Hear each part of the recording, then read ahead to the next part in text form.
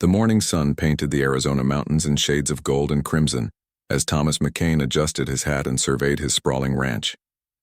The year was 1885, and the American frontier was a place where survival meant making hard choices. Thomas had built his life from nothing, transforming a patch of desert into a thriving cattle operation through sheer determination and respect for the land. Unlike most white settlers in the territory, Thomas had learned to speak Apache during his early years as a scout. He understood their customs and had developed genuine friendships with several tribal leaders. This relationship had served him well, as Apache raiders typically avoided his property, recognizing him as someone who treated their people with dignity. On this particular morning, Thomas noticed unusual activity near the government fort located 15 miles from his ranch. Smoke signals rose from the distant hills, and he could see dust clouds suggesting large movements of horses and men. His Apache friend, Chief Running Bear, had warned him weeks earlier that tensions were rising between the military and the local tribes. As Thomas rode toward the fort to gather information, he encountered a scene that would change his life forever. A military convoy had stopped along the main trail, and soldiers were roughly handling a group of Apache prisoners. Among them were 7 young women, daughters of prominent Apache leaders, their hands bound and faces showing a mixture of defiance and fear. Captain Morrison, the fort's commanding officer, stood nearby directing operations. Thomas had dealt with Morrison before, and knew him to be a cruel man who viewed all Apache as savage enemies to be eliminated. The captain's orders were clear. These women were to be taken to the fort and executed as examples to other tribes who might consider uprising against white settlement. Thomas felt his blood boil as he witnessed the treatment of these innocent women. The youngest appeared to be barely 16 years old, while the oldest might have been 25. They were accused of helping Apache warriors steal cattle from white ranchers, though Thomas suspected the real reason for their capture was to send a message of terror to the Apache community. Approaching the convoy, Thomas called out to Captain Morrison.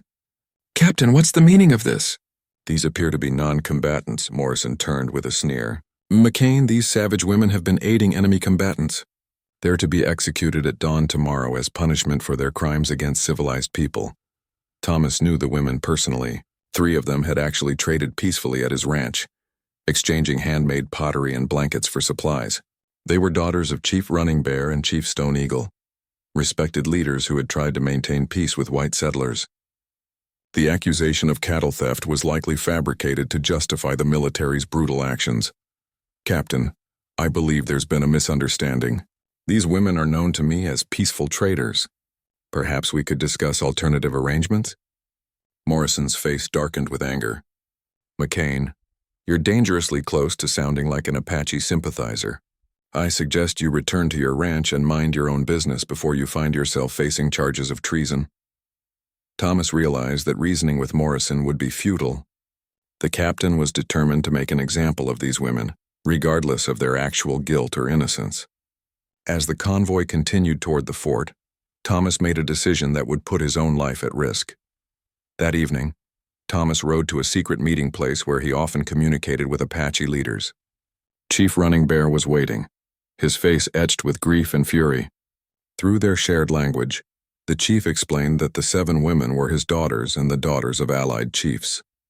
They had been captured while returning from a peaceful trading mission to a Mexican settlement. The soldiers planned to kill them at sunrise, Thomas explained. "Morrison wants to terrify your people into complete submission." Running Bear's eyes filled with tears of rage. "My daughters have never harmed any white person. They bring food to hungry children and care for the sick. This is murder of innocence." Thomas spent hours discussing possible rescue plans with the chief. A direct assault on the fort would result in massive casualties and likely trigger a full-scale war. However, Thomas had knowledge of the fort's layout and routines that might allow for a different approach.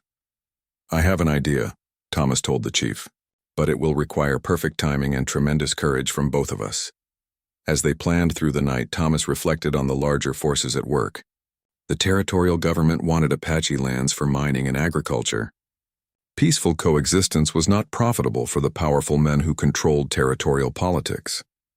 These executions were designed to provoke Apache retaliation, which would justify massive military action and complete removal of all tribes from valuable lands. Thomas understood that saving these 7 women meant challenging not just Captain Morrison, but an entire system designed to eliminate Apache presence in the territory. He was a lone rancher going up against the full power of the territorial government and military establishment. The plan they developed was dangerous and complex. Thomas would use his position as a respected white settler to gain access to the fort under the pretense of delivering supplies. Meanwhile, Chief Running Bear would position his warriors at strategic locations around the fort, ready to create diversions that would allow the women to escape during the confusion. As dawn approached, Thomas prepared for what might be his final day. He loaded his wagon with legitimate supplies for the fort, hiding weapons and tools beneath sacks of grain and flour. His heart pounded with nervous energy, but his resolve remained firm. He could not stand by and watch innocent women die to serve the political ambitions of corrupt officials. The sun rose blood red over the desert as Thomas drove his wagon toward the fort gates. In the distance, he could see the wooden execution platform that Morrison had ordered constructed during the night. 7 nooses swayed gently in the morning breeze, a grim reminder of what would happen if their rescue attempt failed. Thomas whispered a prayer for courage and guidance as he approached the sentries at the fort entrance. Everything depended on the next few hours, and the lives of 7 innocent women hung in the balance. Thomas McCain's wagon rolled through the fort's main gate just as the morning bugle sounded. The wooden wheels creaked against the hard-packed earth, and dust swirled around the horses' hooves. Soldiers moved with purposeful urgency, preparing for what Captain Morrison had announced would be a demonstration of American justice. The fort buzzed with activity, as word had spread to nearby settlements about the planned executions. Several dozen civilians had gathered to witness the event, including territorial politicians who saw this as an opportunity to demonstrate their tough stance against Apache resistance. Thomas recognized Judge Hartwell, a corrupt official known for his hatred of all Native Americans, and Mayor Davidson from the nearest town, both men who profited from seizing Apache lands. As Thomas unloaded his wagon near the supply depot, he carefully observed the fort's layout. The 7 Apache women were being held in a stone building that served as the fort's jail. 2 guards stood outside the heavy wooden door, while additional sentries patrolled the surrounding area. The execution platform stood in the center of the parade ground, clearly visible from all parts of the fort. Sergeant Williams, the supply officer, approached Thomas with a clipboard. "Morning, McCain. Heard you brought our monthly provisions." "That's right, Sergeant. Flour, beans, coffee, and some medical supplies." Thomas kept his voice steady while his eyes continued scanning for weaknesses in the fort's security. "Seems like you folks are expecting quite a crowd today." Williams nodded grimly. "Captain's orders. Says it's time to show these savages what happens when they cross civilized people. Between you and me, though, I ain't comfortable with hanging women, even Apache ones." This comment gave Thomas hope. Not all the soldiers supported Morrison's brutal methods. Perhaps some could be convinced to look the other way when the rescue attempt began. As Thomas continued his supply delivery, he managed to position himself near the jail building. Through a small barred window, he could see the 7 women sitting on the floor, their hands still bound. Despite their dire situation, they maintained their dignity, speaking quietly to each other in Apache and occasionally singing traditional songs. The youngest woman, whom Thomas recognized as Little Dove, Chief Running Bear's daughter, caught sight of him through the window. Her eyes widened with recognition and hope. Thomas made a subtle hand gesture that he had learned from her father, indicating that help was coming. Little Dove nodded almost imperceptibly and whispered to the other women. Captain Morrison appeared across the parade ground, dressed in his finest uniform for the occasion. He was clearly enjoying the attention from the civilian observers, and had been drinking since early morning to celebrate what he saw as a great victory against Apache resistance. "McCain," Morrison called out, striding over with an arrogant swagger. "I'm surprised to see you here for our little demonstration. Perhaps you've finally come to understand the necessity of decisive action against these savages." Thomas forced himself to remain calm. "Just delivering supplies, Captain. Business as usual." Morrison stepped closer, his breath reeking of whiskey. "You know, McCain, I've always wondered about your loyalties. You spend an awful lot of time on that ranch of yours, awfully close to Apache territory. Some folks might wonder if you're getting a little too friendly with the enemy." The threat in Morrison's words was unmistakable. Thomas realized that his own life was also in danger, regardless of whether the rescue succeeded or failed. Morrison had already decided that any white person who showed respect for Apache people was a traitor to be eliminated. "I keep to myself and run my cattle, Captain." "Nothing more, nothing less," Morrison smiled coldly. "We'll see about that, McCain." "We'll see." As the morning progressed, Thomas completed his supply delivery while secretly preparing for the rescue attempt.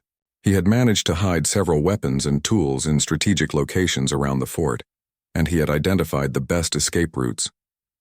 Most importantly, he had confirmed that Chief Running Bear's warriors were in position in the hills surrounding the fort.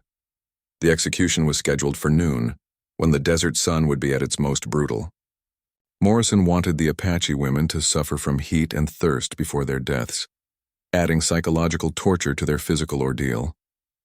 Several Apache men from peaceful bands had been forced to attend the execution as witnesses, ensuring that word of the killings would spread throughout the tribal community. At 11:30, the 7 women were brought from the jail to the execution platform. They walked with heads held high, refusing to show fear to their captors. Each woman had painted her face with traditional symbols, preparing for death with the dignity and courage of their ancestors. Thomas positioned himself near the platform, his heart racing as he watched the women climb the wooden steps. Little Dove looked directly at him, and he saw no fear in her young eyes, only trust that he would keep his promise to her father. Captain Morrison began reading the charges against the women, his voice carrying across the silent parade ground. "These Apache females stand accused of providing material support to enemy combatants, theft of livestock belonging to American citizens, and conspiracy to commit acts of war against the United States of America." Thomas knew that every charge was fabricated. These women had committed no crimes except being Apache in a land that white politicians wanted to steal. As Morrison droned on about justice and civilization, Thomas made final preparations for what would either be a daring rescue or a suicidal gesture. The crowd of civilian observers seemed to sense the approaching climax. Some appeared genuinely excited about witnessing the executions, while others looked uncomfortable but remained silent. Thomas noticed that several soldiers also seemed reluctant participants in Morrison's brutal theater. Chief Running Bear had told Thomas that Apache warriors were taught from childhood that courage was not the absence of fear but action in spite of fear. As Thomas watched the 7 brave women standing calmly on the execution platform, he understood the truth of those words. Morrison finished reading the charges and signaled for the nooses to be placed around the women's necks. This was the moment Thomas had been waiting for. In the distance, he could see smoke beginning to rise from several points around the fort's perimeter. Chief Running Bear's diversionary attacks were about to begin.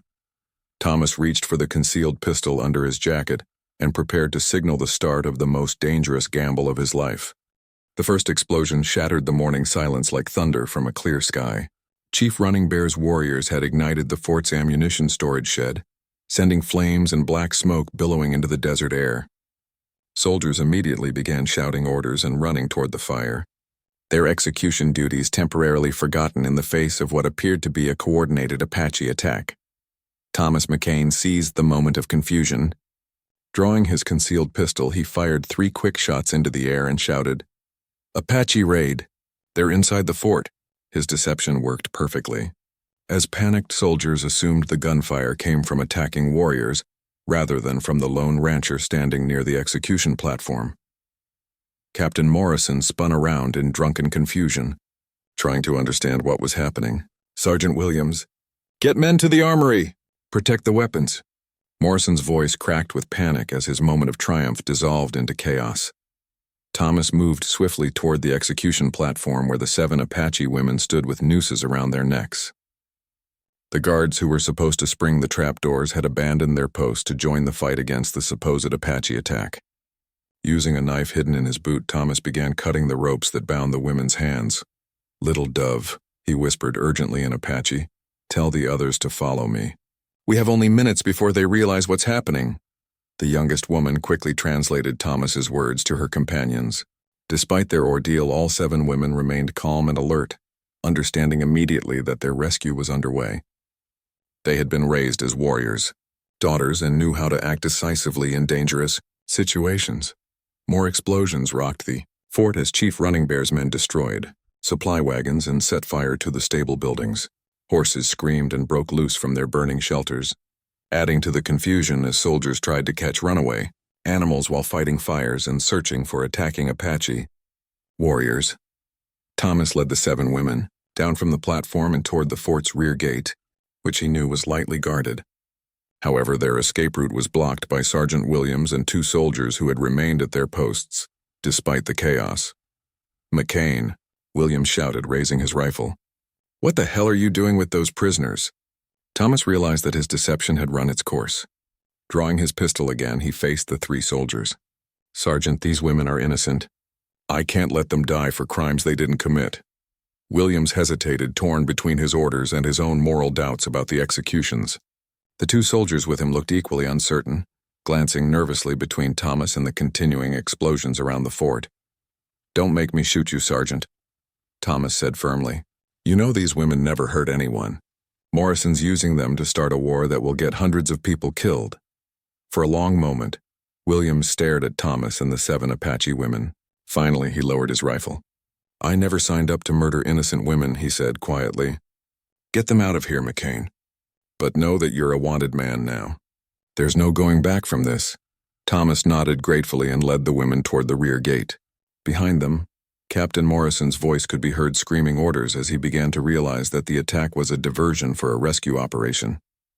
"Find McCain. Find those Apache bitches. I want them all shot on sight."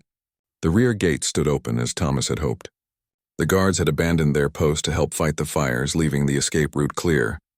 However, as the group approached the gate, they encountered Judge Hartwell and Mayor Davidson, who had been trying to flee the fort during the attack. "McCain, you traitorous bastard," Hartwell snarled, drawing a derringer from his coat. "I knew you were an Apache lover." Before Hartwell could fire, Little Dove moved with lightning speed.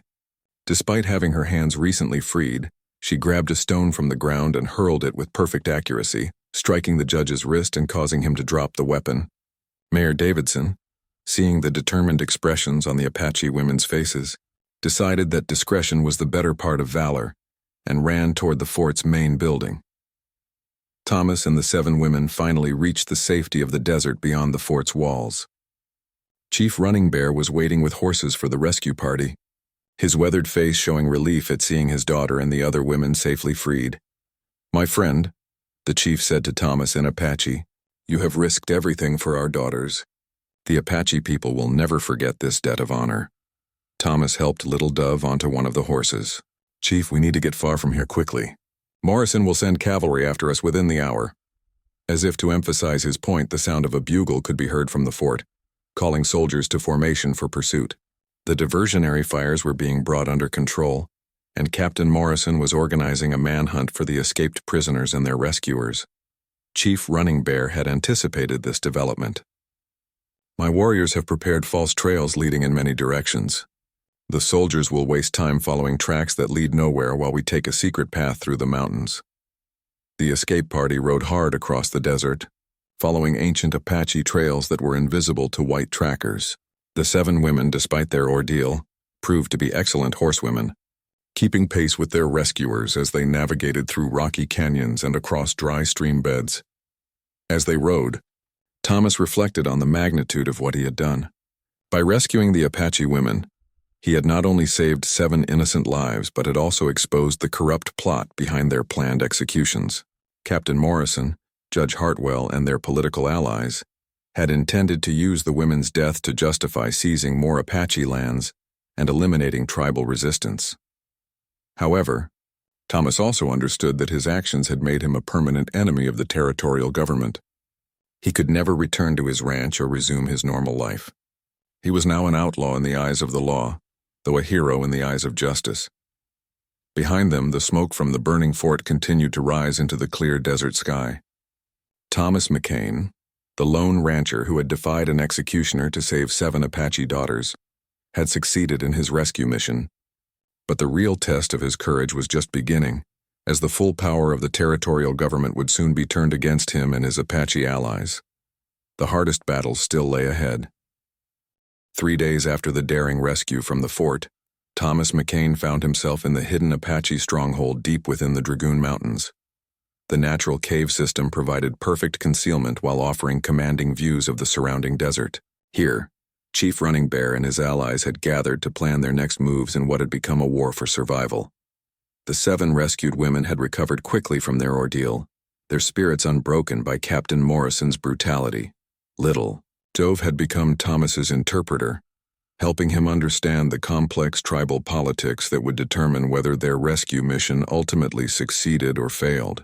"My father says the other Apache leaders are meeting tonight," Little Dove explained as she and Thomas sat beside a small cooking fire. "Some want to attack the fort immediately while the soldiers are still confused. Others believe we should disappear into the mountains and avoid further conflict." Thomas understood the dilemma facing the Apache leadership. A direct attack on the fort would likely result in massive casualties among the warriors, while passive retreat would encourage Captain Morrison to escalate his campaign of terror against Apache communities. Either choice could lead to the destruction of the tribal way of life. Chief Running Bear approached the fire, his expression grave. Through Little Dove's translation, he explained the political situation that Thomas had unknowingly disrupted. "The white leaders in the territorial capital have been planning to remove all Apache from this region for months. They need our lands for mining and cattle ranching. The execution of our daughters was designed to provoke us into a war that we cannot win." Thomas felt the weight of responsibility settling on his shoulders. His rescue of the 7 women had been morally necessary, but it had also accelerated a conflict that could result in the deaths of hundreds of innocent people on both sides. "Chief, there has to be another way," Thomas said. "What if we could expose the real conspiracy behind the executions? Make people understand that Morrison and his allies are the true criminals here." Chief Running Bear's eyes showed interest, but also skepticism. "How can we make white people listen to Apache voices? They see us only as obstacles to their wealth and power." Thomas spent the evening developing a plan that was even more dangerous than the rescue operation. He would return to the territorial capital and attempt to reach honest officials who might be willing to investigate the corruption surrounding the planned executions. It was a desperate gamble, but the alternative was a war that would destroy the Apache people. The next morning brought troubling news.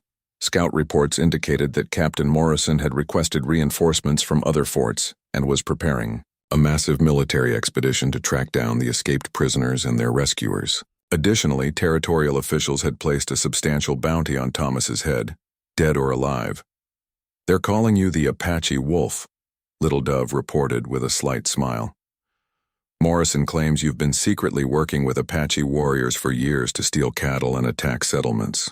Thomas shook his head in disgust at Morrison's lies.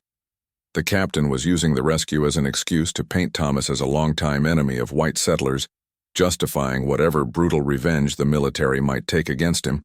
Chief Stone Eagle, father of 3 of the rescued women, joined the discussion. He was an older leader known for his wisdom and diplomatic skills.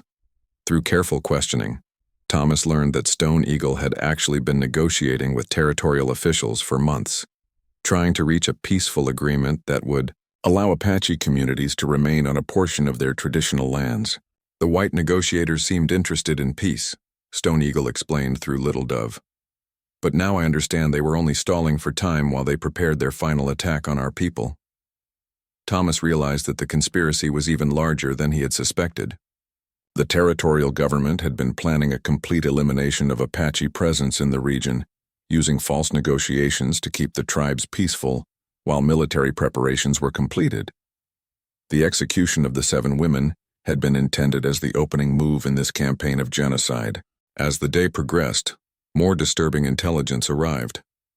Bounty hunters were being recruited from across the territory to join the manhunt for Thomas and the Apache terrorists who had attacked the fort. The territorial government was offering substantial rewards for any Apache captured dead or alive, effectively declaring open season on all tribal members. That evening, the Apache Council met to make crucial decisions about their future. Thomas was invited to participate, a rare honor for any white person.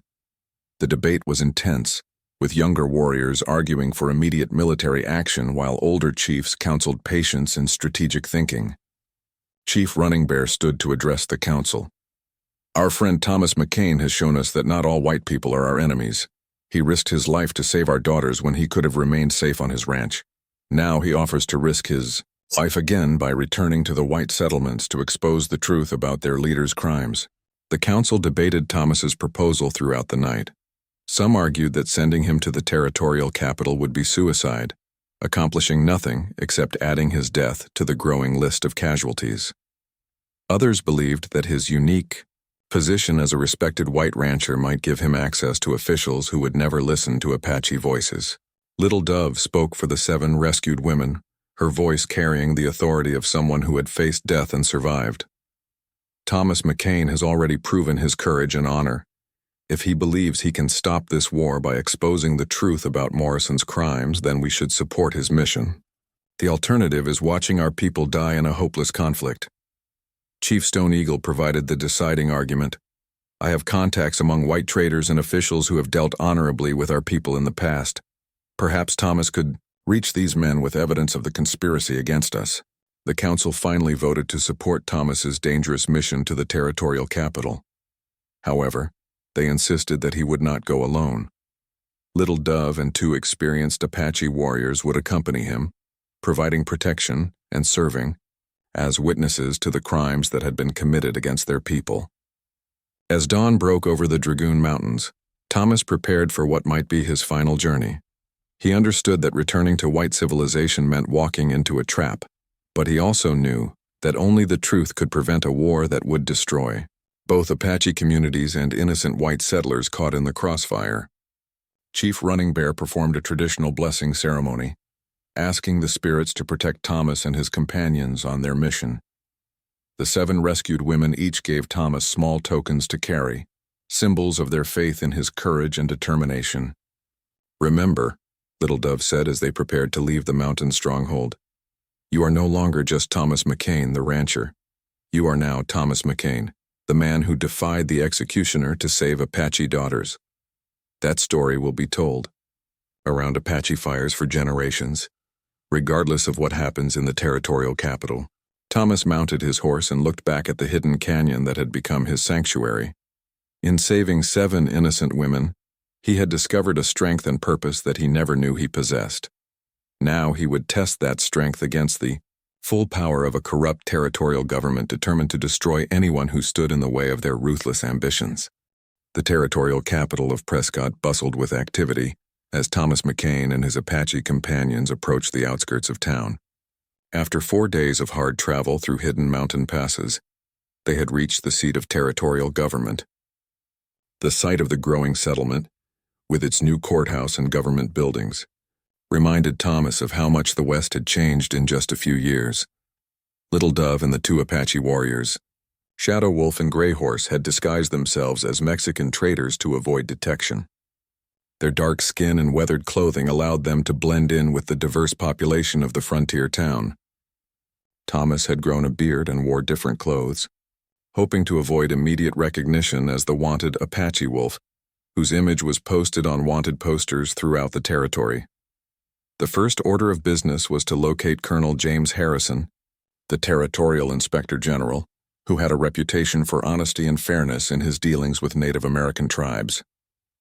Chief Stone Eagle had suggested that Harrison might be willing to listen to evidence of corruption and illegal actions by subordinate officers.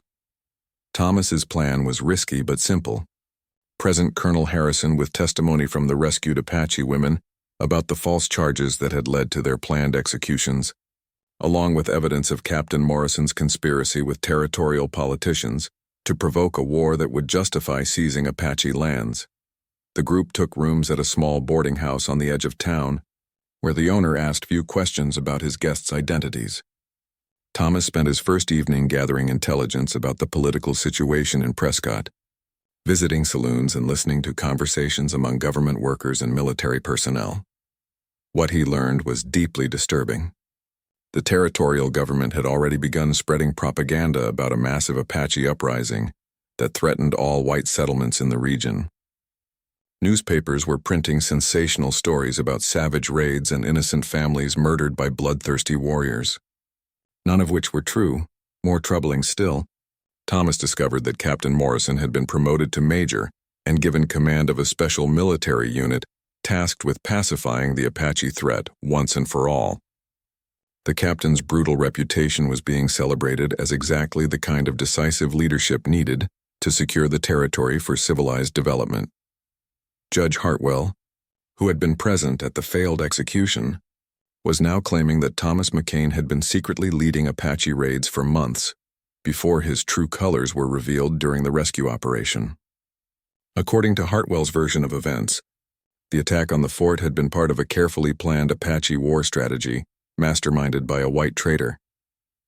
Thomas realized that the conspiracy was more extensive and sophisticated than he had imagined.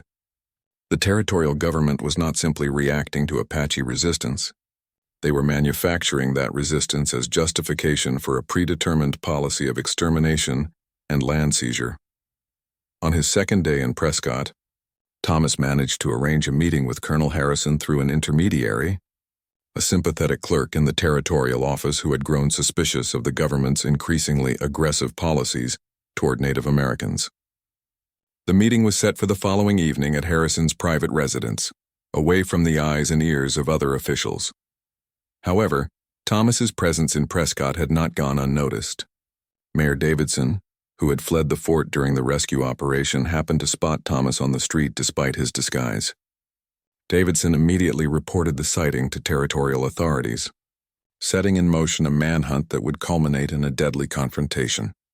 That afternoon, Little Dove brought disturbing news from her surveillance of government offices. "Soldiers are being positioned around the town," she reported. "They're not wearing uniforms, but I recognize their movements and discipline. Someone knows we're here."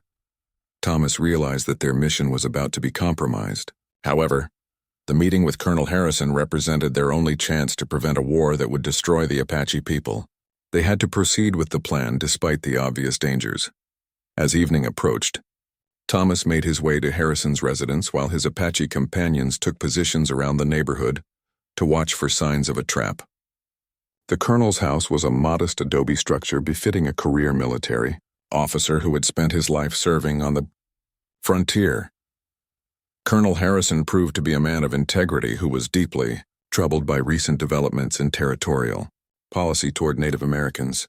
He listened carefully as Thomas presented evidence of the conspiracy surrounding the planned execution of the 7 Apache women.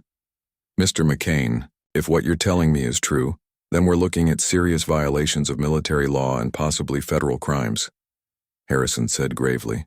"But you must understand the difficult position I'm in. Captain Morrison's version of events has the support of powerful political figures who control territorial funding." Thomas produced letters and documents that he had gathered from Apache sources, including correspondence between territorial officials discussing their plans to provoke military action against the tribes. Most damning was a letter from Judge Hartwell to a mining company executive, promising access to Apache lands once the Indian problem was permanently resolved. Colonel Harrison examined the documents with growing concern. "This evidence suggests a criminal conspiracy to commit fraud and murder for commercial gain. If I can verify the authenticity of these documents, I may be able to initiate a federal investigation." However, their conversation was interrupted by the sound of approaching horses and shouting voices. Thomas looked through the window to see armed men surrounding the house. Major Morrison, recently promoted and clearly drunk on both alcohol and power, was directing the operation. "Harrison," Morrison shouted from the street, "send out the Apache wolf and his savage friends. We know they're in there with you." Colonel Harrison's face hardened with anger. Major Morrison is clearly exceeding his authority by conducting military operations within the territorial capital without proper authorization. Thomas knew that their carefully planned meeting had become a trap. Morrison's forces had surrounded the house and there was no obvious escape route. However, Little Dove and her companions had anticipated this possibility and were already moving to create a diversion. Gunfire erupted in the street as Shadow Wolf and Grey Horse attacked Morrison's men from concealed positions, using tactics learned from generations of Apache warfare. The soldiers, expecting to capture prisoners without a fight, found themselves under assault from invisible enemies who struck and disappeared like desert ghosts. Colonel Harrison grabbed his service revolver and positioned himself beside Thomas at the window. Mr. McCain, I believe Major Morrison has just provided conclusive evidence that you were telling the truth about his character and methods. As the battle raged outside, Thomas realized that their mission had succeeded in an unexpected way.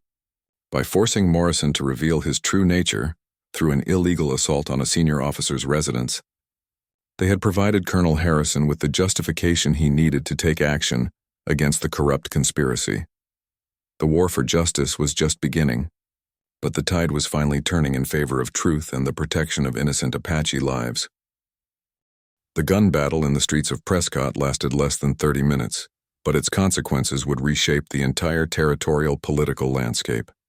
Major Morrison's illegal assault on Colonel Harrison's residence had been witnessed by dozens of citizens, including several federal officials and territorial legislators who happened to be in the Capitol for a legislative session. When the smoke cleared, Morrison lay wounded in the street, shot by Colonel Harrison himself after the major had attempted to storm the house with his soldiers. 3 of Morrison's men were dead, and the rest had surrendered when they realized they were fighting not just Apache warriors, but a senior military officer acting in defense of his own home. Thomas McCain emerged from the house alongside Colonel Harrison, his hands raised to show he was not resisting arrest. However, the political situation had changed dramatically during the brief but violent confrontation. Morrison's actions had exposed the conspiracy in the most public way possible, creating a scandal that territorial politicians could no longer ignore or cover up. Little Dove, Shadow Wolf, and Grey Horse had vanished into the night, but not before ensuring that key witnesses had seen Morrison's soldiers attacking a civilian residence without proper legal authority. The Apache warriors had fought with remarkable precision, targeting only those men who posed direct threats while avoiding civilian casualties that could have been used to justify further military action against their people. Within hours of the confrontation, Territorial Governor William Wells arrived at the scene to personally investigate what had happened.